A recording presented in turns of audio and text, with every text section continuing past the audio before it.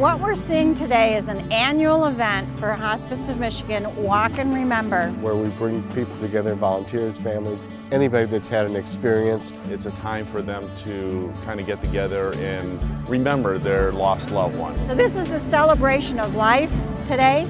This is a celebration of loved ones who have passed on. These people that have gone through a hospice experience really ended their life on a very positive note. We're currently serving 1,400 patients and families a day across 56 counties. And we're as far north as Little Rogers City and down into the Detroit area and Grand Rapids and Ludington. We're all over the whole state. Hospice of Michigan is called the Harvard of Hospice in the nation because of the level of quality and compassion and innovation that we do in end-of-life care. So when we do fundraising events such as this event, then we make sure and take the money to support those patients that can't afford to pay. The Hospice of Michigan has total open access, which means that nobody who needs or seeks our care will ever be turned down. Even other nonprofit organizations do not always say yes. We always say yes. Regardless of their age, we have a pediatric hospice program, regardless of their race, their ethnic origin, and regardless of their religion. We're allowing these people to continue the memories of really success at the end of life. There's a remembrance area, a remembrance wall where folks can write the names of their loved ones. We have their loved ones' names up there, or they can write additional people's names,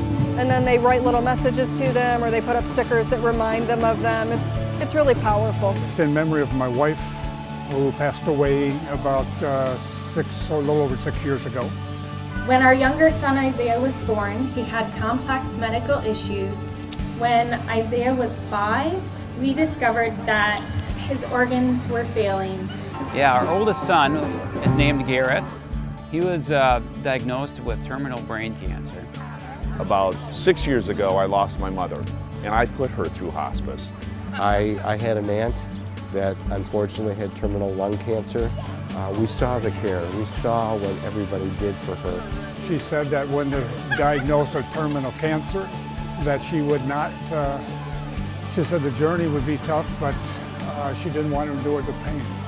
When folks are not in pain and they're not suffering, they can enjoy every minute together as a precious time. And a good death makes all the difference. It just took a tremendous load off everyone else, and hospice took it over. During the time that Hospice of Michigan cared for our whole family, Isaiah watched movies, he played trains on the living room floor, he spent time with family and friends. In short, he got to live because of Hospice of Michigan. She started talking to me about these two wonderful people that obviously the assisted living place must have hired, which of course were our hospice aides and our nurses that were coming in. And she couldn't rave about them enough, how they just spent time with her, made her feel like $1 million again. We have an army of volunteers, but also nurses, physicians, social workers, spiritual care counselors, hospice aides that create a cocoon of support around the patient and the family. It's been just over a year for us since Garrett passed away. So this has been a nice event to be able to reflect back and to be able to give some opportunity, put some actions to what we're feeling.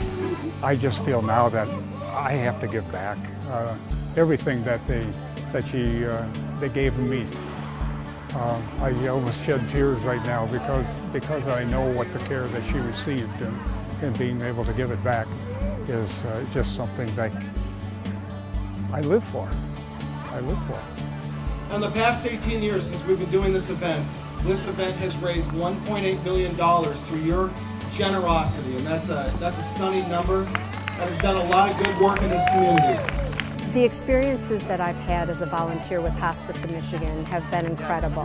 And through the years, our participation has grown and evolved, and we as a family and a company are so honored to support Hospice of Michigan. An event like this can make us just really whole again. It allows us to tell our story. And I really am honored to be able to serve people while they're going through this life adjustment and to walk with them in this process. If a family and a loved one have experienced a good death, there is joy, there is gratitude, a peace that comes from that. And that's what you're seeing here today, is the ability to celebrate the life of the loved one and to know that the family did everything to make this a great passage for their loved one. And this is the important work that Hospice of Michigan does, giving people a voice in the dying process, regardless of age, regardless of diagnosis, and regardless of ability to pay. This is the important work that you are all here doing today as you walk and remember. So thank you.